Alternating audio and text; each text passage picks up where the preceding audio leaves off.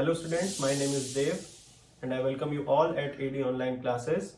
So, in today's lecture, we are going to complete the rest part of the acids, bases and salts. So, देख लेते हैं. So, today we are going to study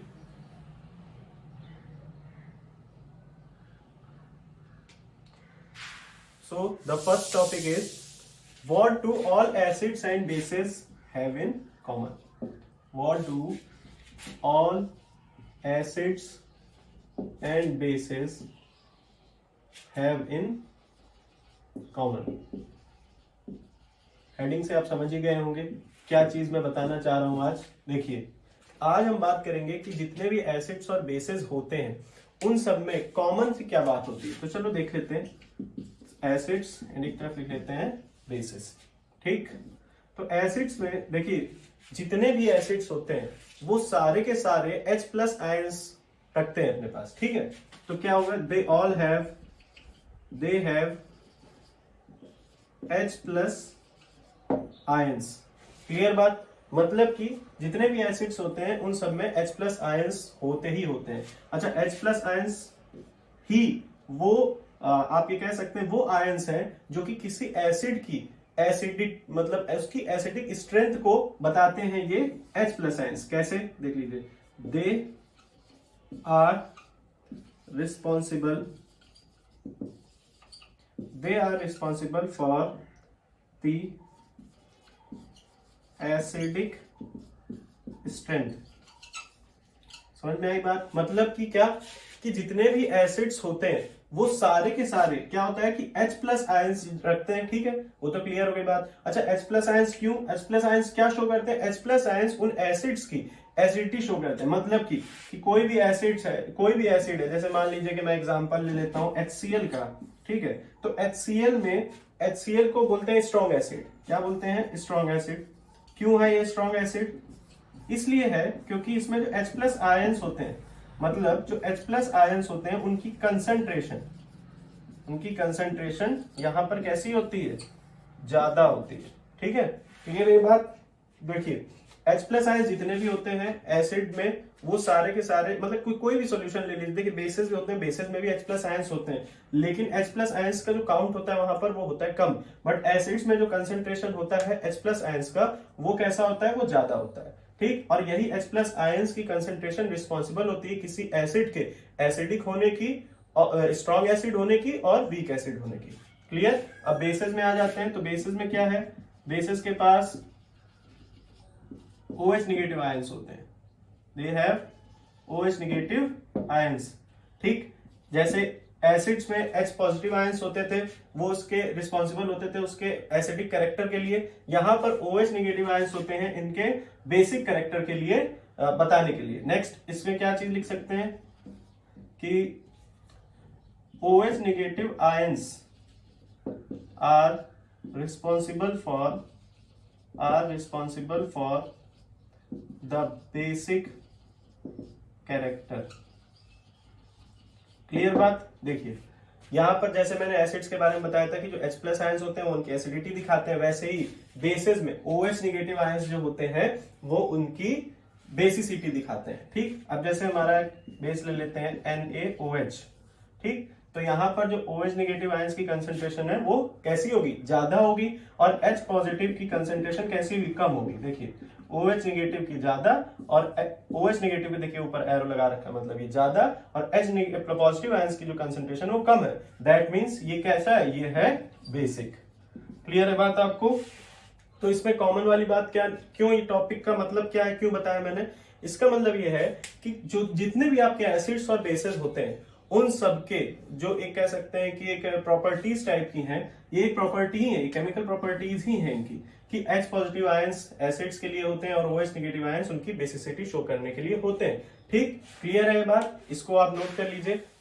चलिए next देख लेते हैं कि acids और basis का वाटर सोल्यूशन में, अगर वाटर सोल्यूशन में एसिड्स और बेसिस को हम मिलाते हैं तो क्या इफेक्ट आपको देखने को मिलेंगे. जैसे सबसे पहले देख लीजिए कि मान लीजिए कि ये H पॉजिटिव आयन, अब H पॉजिटिव आयंस होगा किन में? ज्यादा H पॉजिटिव आयंस जो होगा वो एसिड्स में ज्यादा होगा. ठीक, तो H पॉजिटिव आयन को अगर वाटर के साथ में रिएक्ट करा रहे हैं तो सबसे पहले तो जो चीज बनेगी वो क्या होती है, hydronium ions, H3O positive, that is known as hydronium ions. ठीक, सबसे पहले तो इस चीज को समझना बहुत इंपॉर्टेंट है कि H पॉजिटिव आयन, अब H पॉजिटिव आयंस मिलेंगे किसमें, H पॉजिटिव आयंस आपको जो मिलेंगे वो एसिड्स में ही ज्यादा, मतलब जो कंसेंट, देखिए ये सारा का सारा खेल यहाँ पे किस चीज का है, कंसेंट्रेशन का। अच्छा आप देख लीजिए कि अगर मैं एक ये बीकर लेता हूं, इसमें जो कंसेंट्रेशन है H पॉजिटिव आयंस की वो कैसी है, ज्यादा है। इसमें कंसेंट्रेशन OH नेगेटिव आयंस की कंसेंट्रेशन कैसी, ज्यादा है। तो ये OH नेगेटिव आयंस की कंसेंट्रेशन जहां ज्यादा है वो बेसिस, और जहां H पॉजिटिव की ज्यादा है वो क्या हो जाएंगे, एसिड्स। बस ये चीज होती है, इसका और कोई अलग मतलब नहीं है। और केमिस्ट्री में देखिए आप ऐसा मत सोचिए कि अभी सर ने मुझे बता दिया, अब मुझे, देखिए आप लोग क्या होता है कि जैसे हम लोग जब छोटे से पढ़ना शुरू करते हैं, केमिस्ट्री क्यों समझ में नहीं आती, क्या प्रॉब्लम हो जाती है, बच्चे ज्यादातर केमिस्ट्री से डरते हैं। उसका रीजन यही है कि जो बच्चे होते हैं वो क्या करने लगते हैं, बहुत जल्दी अपने डाउट्स पुटअप करने लग जाते हैं कि ये क्यों हो रहा है, ऐसा कैसे हो जाता है एकदम से। थोड़ा सा वेट करिए, ऐसा नहीं, आपके सारे चैप्टर एक दूसरे से रिलेटेड है। जैसे ही आपका पूरा कोर्स खत्म होगा तुरंत ही आप ये कहोगे कि हाँ मेरे सारे डाउट सब क्लियर है। तो थोड़ा सा आपको वेट करना, पेशेंस रखिए, चीजों को पहले खत्म होने दीजिए। ठीक, अब हम लोग ये छोटे में भी अगर हम छोटे थे तो हमको पढ़ा दिया जाता था 1 2 3 4 5 6 करके हम पढ़ लेते थे। ठीक, किसी ने कभी ये नहीं पूछा होगा कि 1 1 क्यों होता है, 2 2 क्यों होता है, वो जैसा हमें बताया कि हमने वैसा पढ़ लिया। वैसे ही केमिस्ट्री में भी थोड़ी सी जो बेसिक चीजें अगर उनको आप जैसा बताया जा रहा है उस तरीके से आप कर लें तो आगे आने वाले फ्यूचर में आपको कोई डाउट नहीं होगा। ठीक, तो सबसे पहले मैंने आपको, अब जो मेरा नेक्स्ट टॉपिक है वो क्या था कि एसिड्स और बेसिस का वाटर सोल्यूशन में क्या चेंजेस देखने को मिलते हैं, क्या बनता है। तो सबसे पहले हमने क्या बताया कि H+ आयंस, H+ आयंस कहाँ, एसिड्स में। अब एसिड्स में H+ आयंस जो है वो वाटर से रिएक्ट करते हैं तो क्या बनते हैं, हाइड्रोनियम आयन बनता है। ठीक, ये बेसिक रिएक्शन है, इसको याद रखना पड़ेगा आपको। ठीक, अब जैसे एक एग्जांपल ले लेते हैं एसिड में HCl का, किसके साथ, वाटर के साथ करा ही रहे हैं। तो सबसे पहले क्या बन जाएंगे, H3O positive, that is hydronium ion, और क्लोरीन निकल करके आएगा। ये हमारा रिएक्शन है किसी भी एसिड का वाटर के साथ में। आप कोई भी एसिड्स ले सकते हैं और अपने घर इस चीज को ट्राई, अपनी कॉपी में इन रिएक्शंस को ट्राई करिए, आप इजीली कर पाएंगे। सबसे पहले क्या करना है, जो इनका जो H पॉजिटिव आयंस है, देखिए ये H पॉजिटिव Cl नेगेटिव। ठीक, तो H पॉजिटिव आयंस क्या हुए, H पॉजिटिव आयंस वाटर के साथ रिएक्ट करके हाइड्रोनियम आयन बना लिए इसके थ्रू। ये रिएक्शन मैंने बताई आपको, उसी के हिसाब से जहां पर H पॉजिटिव आयंस वाटर के साथ रिएक्ट करके हाइड्रोनियम आयन बना लिए। इसके बाद बचा क्या, Cl। देखिए तो यहां पर क्या हुआ कि HCl ने, HCl क्या है, HCl में H पॉजिटिव आयंस और Cl नेगेटिव आयंस है। इन्होंने क्या किया, H पॉजिटिव आयंस वाटर के साथ में रिएक्ट करके H3O पॉजिटिव बना लिया, मतलब हाइड्रोनियम आयन बना लिया। ये देखिए मैंने ऊपर ही बेसिक रिएक्शन आपको बताई भी थी कि कोई भी हाइड्रो, मतलब H+ आयंस वाटर के साथ में रिएक्ट करते हैं तो हाइड्रोनियम आयन बनाते हैं। फिर बचा क्या, Cl नेगेटिव बचा, Cl नेगेटिव लिख दिया। क्लियर है बात। तो एसिड्स के साथ में जब भी रिएक्शन होगी तो हाइड्रोनियम आयन बनेगा और जो बचा हुआ होगा वो अलग अलग सब्सटेंस मिल जाएगा। क्लियर है, इसको नोट कर लीजिए। फिर बेसिस पे मूव करिए, नेक्स्ट देख लेते हैं बेसिस पे। तो बेसिस में क्या है, NaOH ले लेते हैं, NaOH। ठीक, क्लियर है बात। अब इसकी हम क्या करेंगे, अगर वाटर के साथ में रिएक्शन होगी, यहाँ पर वाटर के साथ में रिएक्शन कराते हैं तो ये किसमें किसमें कन्वर्ट हो जाएगा। ठीक, इसमें क्या कन्वर्जन आपको देखने को मिलेंगे, ये टूट जाएगा, डिकम्पोज हो जाएगा Na पॉजिटिव और OH नेगेटिव में। यहां पर हमें क्या मिल जाएगा, hydroxide ion, OH negative ions मिल जाएंगे। ठीक, ये डिकम्पोजिशन रिएक्शन है एक तरीके की। आपको बता चुका हूं कि डिकम्पोजिशन रिएक्शन कौन सी होती हैं, वो जिसमें एक सब्सटेंस अपने में डिकम्पोज हो जाता है। ठीक, डिकम्पोजिशन रिएक्शन। तो यहां पर आपका एसिड्स और बेसिस का जो टॉपिक था वो क्लियर हो गया है। यहाँ पर जो भी फिजिकल केमिकल प्रॉपर्टीज थी वो सारी मैंने बता दी हैं। अब हम मूव ऑन करते हैं इंडिकेटर्स के ऊपर। तो इतना आप अगर नोट करना चाहते हैं तो नोट कर लीजिए। तो चलिए नेक्स्ट मूव करते हैं, यूनिवर्सल इंडिकेटर। अब हमारा नेक्स्ट टॉपिक है यूनिवर्सल इंडिकेटर। नाम से ही आप समझ रहे होंगे कि एक तो इंडिकेटर तो सबको पता है, वो जो हमको पहचान कराते हैं एसिड और बेसिस की। लेकिन यूनिवर्सल इंडिकेटर से आप क्या समझते हैं, यूनिवर्सल वर्ड, यूनिवर्सल मतलब कॉमन इंडिकेटर, वो जो कि दोनों के लिए यूज हो सके, एसिड और बेसिस दोनों के लिए यूज हो सके। ठीक, तो सबसे पहले समझते हैं कि यूनिवर्सल इंडिकेटर होता क्या है, काम कैसे करता है। ये बहुत सारे डिफरेंट डिफरेंट इंडिकेटर्स का मिक्सचर होता है। ठीक, बहुत सारे डिफरेंट डिफरेंट इंडिकेटर्स जो होते हैं वो मिक्स कर दिए जाते हैं, और मिक्स करने के बाद एक सॉल्यूशन, एक यूनिवर्सल इंडिकेटर तैयार होता है। इसके बाद ये कैसे दिखाता है कि ये एसिड है, ये सॉल्यूशन एसिड है या बेसिक है, तो इसको दिखाने के लिए सबसे पहले क्या करता है, इसमें क्या होता है, ये H+ आयंस की कंसंट्रेशन के ऊपर काम करता है। ठीक, ये डिफरेंट डिफरेंट कलर्स आपको प्रोवाइड करेगा डिफरेंट डिफरेंट H+ आयंस की कंसंट्रेशन पे। अच्छा कैसे, तो देखिए जैसे इसमें एक टेबल टाइप की बनी होती है। ठीक है, जब यूनिवर्सल इंडिकेटर आप अपनी लैब में देखेंगे तो लैब में जो बॉटल होगी यूनिवर्सल इंडिकेटर की, उसमें क्या होगा, ऐसे करके एक टेबल बनी होगी, एक टेबल बनी होगी, उसमें कलर्स बने होंगे बहुत सारे।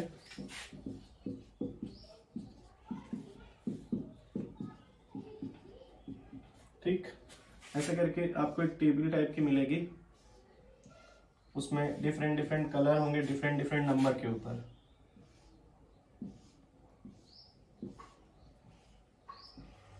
ठीक, कुछ इस टाइप का होगा। अब ये मेरे पास कलरफुल मार्कर नहीं है, नहीं तो मैं आपको दिखाता, और बहुत सारे डिफरेंट कलर्स होते हैं उसमें, इतने टाइप के कलर के मार्कर भी नहीं आते हैं। तो यहाँ पर देख लीजिए, नंबर से मैं समझा देता हूँ। तो ये क्या करता है, ये H+ आयंस की कंसंट्रेशन के ऊपर हमें डिफरेंट डिफरेंट कलर दे देता है। मान लीजिए कि जैसे एक और चीज मैं बना देता हूँ टेबल। ठीक, जैसे मान लेते हैं इसको, यार रुकिए एक सेकेंड, ये एक छोटा सा बॉक्स मैंने बनाया, इसमें ये बीच में न्यूट्रल, और यहां से हमारा शुरू होगा ये, और ऐसे। अच्छा, अब ये मैंने बनाया क्या, तो देखिए इधर क्या है, H+ आयंस की कंसंट्रेशन लेफ्ट की साइड मूव करने पे क्या हो रहा है, बढ़ रही है। इधर क्या हो रहा है, OH नेगेटिव आयंस का जो कंसंट्रेशन है वो बढ़ रहा है। कहने का मतलब क्या है, अच्छा OH नेगेटिव आयंस का कंसंट्रेशन की जगह पर मैं लिख देता हूं कि यहाँ पर H+ आयंस का जो कंसंट्रेशन है वो क्या हो रहा है, डिक्रीज हो रहा है, मतलब घट रहा है। और इधर क्या हो रहा है, इधर इंक्रीज हो रहा है। अब ज्यादा अच्छा समझ में आएगा। चलिए देखते हैं कैसे काम करता है universal indicator. Universal indicator H+ ions की कंसंट्रेशन के ऊपर काम करेगा। तो जैसे मान लीजिए यहाँ पर 0 है, ये 7 क्या होता है, 7 न्यूट्रल होता है। ठीक, ना ही एसिडिक और ना ही बेसिक, और ये रहा 14 हमारा बेसिक। अच्छा, अब 7 से लेफ्ट की साइड, मतलब 0 की तरफ आने पर, 7 से इधर 0 की तरफ बढ़ने पे जितने भी हमारे सॉल्यूशंस होंगे वो सारे के सारे कैसे होंगे, एसिडिक होंगे। पीएच है, ये क्या है, ये पीएच टेबल है, इसको बोलते हैं पीएच टेबल। ठीक, ठीक है, मतलब पर हाइड्रोजन आयंस का कंसंट्रेशन जो है वो कैसा है। तो हाइड्रोजन आयंस मतलब कि इस तरफ बढ़ने पे, मैंने क्या बोला था, H+ आयंस का जो कंसंट्रेशन है वो बढ़ रहा है। दैट मींस 7 से इस तरफ बढ़ने पे कंसंट्रेशन H+ आयंस का बढ़ेगा, तो वैसे ही वैसे वो जो भी सॉल्यूशन होगा वो कैसा होगा, एसिडिक कैरेक्टर उसका मजबूत होता चला जाएगा, मतलब उसकी एसिडिक स्ट्रेंथ जो है वो बढ़ती जाएगी। अब 7 से 14 की तरफ बढ़ने पर, ठीक, सारे H+ कंसंट्रेशन क्या हो रहा है, डिक्रीज हो रहा है। कैसा हो रहा है, डिक्रीज हो रहा है। दैट मींस H+ आयंस का कंसंट्रेशन अगर डिक्रीज होगा तो वो कैसा सॉल्यूशन हो जाएगा, वो आपका हो जाएगा बेसिक। ठीक है, तो 7 to 14 जितने भी सॉल्यूशंस होते हैं वो सारे के सारे कैसे होंगे, बेसिक होंगे। लिख लेते हैं यहां पे। और जितना ज्यादा हम 7 से राइट की तरफ बढ़ेंगे, मतलब 14 की तरफ बढ़ेंगे, उतना ही ज्यादा बेसिक कैरेक्टर उस सॉल्यूशन का कैसा होता जाएगा, इंक्रीज होता जाएगा। इधर क्या है, H+ इंक्रीज, तो एसिड कैरेक्टर कैसा हो रहा है, इंक्रीज हो रहा है। क्लियर है, समझ में आई बात। वही चीज यहाँ पर H+ आयंस यहाँ बढ़ रहे हैं, यहाँ OH नेगेटिव्स बढ़ रहे हैं। ठीक, देखिए इधर से इधर नीचे आ रहे हैं, तो देखिए पूरा पूरा ब्लॉक बढ़ता जा रहा है। इधर OH का इधर से इधर जा रहे हैं, तो देखिए बढ़ता चला जा रहा है। क्लियर हुई बात। तो यूनिवर्सल इंडिकेटर कैसे काम करता है, सॉल्यूशन में H+ आयंस का कंसंट्रेशन के ऊपर। तो कोई भी सॉल्यूशन है, जैसे HCl ले लिया, अब HCl में H+ आयंस की जो कंसंट्रेशन है वो कैसी है, ज्यादा है। दैट मींस वो एसिडिक है। अब एसिडिक है तो पीएच में कहीं जो कलर देगा वो 7 से 0 की तरफ वाले बैंड होंगे, इन पर कलर वो देगा। इसमें कोई भी कलर आ सकता है, उसमें जितना ज्यादा एसिडिक है यहाँ पर आएगा उसका कलर।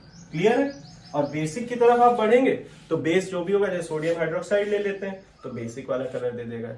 आपको समझ में आया कि यूनिवर्सल इंडिकेटर वर्क कैसे करता है एच प्लस आयंस की कंसंट्रेशन के ऊपर। इसको नोट करना चाहते हैं तो नोट कर लीजिए। चलिए तो नेक्स्ट देख लेते हैं। अभी हमने क्या पढ़ा, अभी हमने यूनिवर्सल इंडिकेटर और पीएच टेबल के बारे में पढ़ा। तो पीएच टेबल से हमको ये समझ में आएगा कि कौन सा पीएच के हिसाब से हम ये बता सकते हैं कि कौन सा सॉल्यूशन एसिड है और कौन सा बेसिक है। ठीक, तो पीएच का क्या इंपॉर्टेंट रोल रहता है हमारी डेली लाइफ में। अच्छा, ये टॉपिक कवर करना थोड़ा सा, देखिए ये बहुत इजी है, बुक में आपके लिखा रहता है, लेकिन इसको देखना बहुत जरूरी है क्योंकि क्वेश्चन आ जाते हैं कि what is the daily role of the pH in our life, what is the role of pH in our daily life. तो देख लेते हैं। सबसे पहला जो सबसे इंपॉर्टेंट है, अगर हम अपने बारे में बात करें तो ह्यूमन बॉडी जो होती है वो पीएच रेंज कितनी 7 to 7.8 के बीच में वर्क करती है। मतलब our body works between pH 7 to 7.8। अच्छा, 7 पीएच कैसा था, 7 पीएच थोड़ा न्यूट्रल था, ठीक है, 7 न्यूट्रल था। अब 7.8 की तरफ बढ़ेंगे तो वो कैसा कैसा होता चला जाएगा, बेसिक होता चलेगा। दैट मीन्स हमारी बॉडी स्लाइटली बेसिक और न्यूट्रल के अंतर में ही काम करती है, तभी हमारी बॉडी हेल्दी रहेगी जब उसका पीएच 7 to 7.8 रहेगा। अच्छा, नेक्स्ट पॉइंट क्या है कि इफ जो रेन होती है, जो पानी बरसता है, अगर उसका पीएच जो है वो अगर लेस देन 5.5 है, 5.6 है, तो वो कैसी रेन कह दी जाती है, वो एसिडिक रेन कह दी जाती है। एसिड रेन का कंसेप्ट सबको पता है, क्लास 6 से लेकर के 8 तक पढ़ते चले आ रहे हैं, 10 तक भी पढ़ते ही चले आ रहे हैं। अब इसके बारे में आपसे किसी और वीडियो में डिस्कस कर लूंगा। तो पीएच जो रेन का होता है वो अगर 5.6 से नीचे गिर जाए, दैट मीन्स वो रेन कैसी है, एसिडिक रेन है, मतलब कि हमारे प्लांट्स और हमारी सॉइल के लिए वो कैसे हैं, खराब है। नेक्स्ट पॉइंट क्या है, केवल stomach produces HCl, it's pH range is between 1 to 1.2, that means that is highly acidic.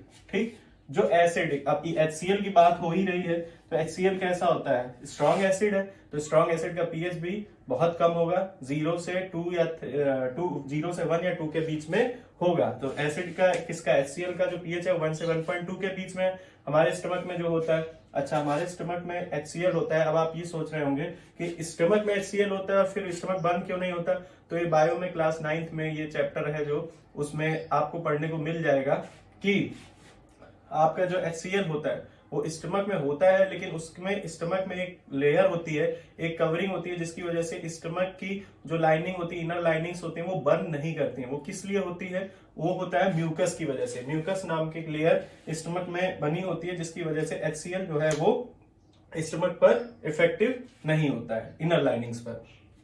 Tooth decay starts when pH of mouth is less than 5.5, 7 से कम है, मतलब एसिडिक। मतलब जब हमारे माउथ में एसिडिक करेक्टर बढ़ जाएगा तो क्या होगा, हमारे माउथ में जो टूथ है उनका डिके होने लगेगा, मतलब वो सड़ने लगेंगे। कैसे सड़ने लगेंगे, जब पीएच अगर 5.5 से नीचे चला जाए। नेक्स्ट क्या है, plant need specific pH for their healthy growth. Obvious सी बात है, इसका तो आप एग्जांपल ले सकते हैं स्पेसिफिक ग्रोथ के लिए। देखिए कैसे, आपने देखा होगा सॉइल टेस्ट वगैरह होते हैं, तो सॉइल टेस्ट क्यों होते हैं, सॉइल टेस्ट ये देखने के लिए भी होते हैं, मतलब वैसे तो बिल्डिंग बनाने के टाइम भी सॉइल टेस्ट होता है, ये सारी चीजें, लेकिन कभी कभी प्लांट्स के लिए भी या हमारी क्रॉप ग्रो के लिए भी इंपॉर्टेंस रखता है। क्यों, क्योंकि पीएच अगर एवरेज मतलब न्यूट्रल रहेगा, मतलब एक बराबर पीएच जो उनको चाहिए प्लांट्स को, उस पूरी क्रॉप के लिए जो पीएच अवेलेबल होना चाहिए, वो जब वहां पर अवेलेबल है तभी हमारी क्रॉप जो है वो हेल्दी ग्रो करेगी। और भी बहुत सारे आपके इंपॉर्टेंस हैं, मतलब डेली लाइफ में बहुत सारे यूजेस हैं। जैसे हम जो पानी पीते हैं, उनका आपने देखा होगा एक्वागार्ड वाले एक पीएच मीटर लेकर के चलते हैं। वो क्या करते हैं, वो पानी की वही पानी को ही चेक करते हैं कि वो कितना बेसिक है, कितना एसिडिक है। जब तक वो न्यूट्रल नहीं हो जाएगा तब तक वो उसको नहीं स्टार्ट करते हैं अपनी मशीन को। आपने देखा होगा वो लोग एक पीएच मीटर लेकर के चलते हैं। बहुत सारे ऐसे यूजेस हैं। ये 5 मैंने इसके लिख दिए, 5 से ज्यादा लिखने को कभी आते नहीं। आप इनको नोट कर लीजिए। फिर हम लोग नेक्स्ट मूव करते हैं सॉल्ट्स। चलिए तो नेक्स्ट मूव करते हैं सॉल्ट्स की तरफ। सॉल्ट्स क्या होते हैं, देखिए सॉल्ट अभी तक हमने एसिड्स और बेसिस को कंप्लीटली पढ़ लिया, अपने इंडिकेटर को पढ़ लिया, पीएच को पढ़ चुके हैं। अब सॉल्ट्स क्या होते हैं, सॉल्ट्स क्योंकि हमारा chapter he acids bases and salts था, तो सॉल्ट्स के बारे में जानते हैं। देखिए सॉल्ट एक आयनिक कंपाउंड होता है, ठीक, और वो आयनिक कंपाउंड बनता कैसे है, वो एसिड्स और बेस की जब रिएक्शन होती है, एसिड और बेस जब आपस में रिएक्ट करते हैं। एक याद करिए, अभी मैंने आपको एक पीछे केमिकल प्रॉपर्टी पढ़ाई थी कि when acid and base react with each other it gives out salt plus water. ये रिएक्शन, यही रिएक्शन से किस चीज क्या प्रोडक्ट एक हमको मिलता है, दैट इज सॉल्ट। किसी भी चीज का सॉल्ट हो सकता है, ठीक। अब जैसे इसमें हम एक एसिड बेस की रिएक्शन देख लेते हैं, HCl प्लस NaOH। ये HCl है, स्ट्रॉन्ग एसिड स्ट्रॉन्ग बेस, ठीक। दोनों रिएक्ट करते हैं तो क्या बन जाते हैं, NaCl प्लस H2O। तो ये जो ionic compound Na positive Cl negative मिला, यही हमारा सॉल्ट है, ठीक। हर एक रिएक्शन में अलग अलग सॉल्ट आपको देखने को मिल जाएंगे। क्लियर है बात? तो ये था सॉल्ट। अब सॉल्ट से देखिए, ये जो मैं कुछ कंपाउंड्स लिख रहा हूं जो कि केमिकल्स हैं जो कि सॉल्ट्स की हेल्प से बनते हैं, ठीक। कुछ ऐसे केमिकल्स जो सिर्फ सॉल्ट्स की हेल्प से ही बनते हैं। तो उसमें सबसे पहले कौन सा है, सोडियम हाइड्रोक्साइड। अच्छा, सोडियम हाइड्रोक्साइड सॉल्ट से ही बनेगा, NaOH इसका फॉर्मूला है। ब्लीचिंग पाउडर, ब्लीचिंग पाउडर भी इनके सबकी मैं आपको, देखिए ये मैं आपको कंपाउंड्स, ये केमिकल्स मैं आपको क्यों बता रहा हूं, क्योंकि नेक्स्ट वीडियो में मैं इसमें आपको इनकी सबकी प्रिपरेशंस के बारे में बताऊंगा, और ये प्रिपरेशंस बहुत ज्यादा इंपॉर्टेंट है इस चैप्टर को लेकर के, ठीक। तो sodium hydroxide, NaOH, bleaching powder CaO, Cl2, उसके बाद आता है बेकिंग सोडा जो कि सोडियम हाइड्रोजन कार्बोनेट होता है, और वॉशिंग सोडा जो कि सोडियम कार्बोनेट डेकाहाइड्रेट। इसके बाद plaster of Paris that is CaSO4 and 1.5 H2O। तो इसी के साथ सॉल्ट्स हमारा यहाँ खत्म होता है, और सॉल्ट से जो केमिकल बनते हैं वो ये है। अब इन केमिकल की प्रिपरेशंस जो है वो मैं नेक्स्ट वीडियो में बताऊंगा, नहीं तो वीडियो बहुत ही ज्यादा लंबा हो जाएगा, ठीक है। अगर आपको वीडियो अच्छा लगा है तो आप इसको लाइक करिए, शेयर करिए और सब्सक्राइब करिए। Thank you and have a nice day.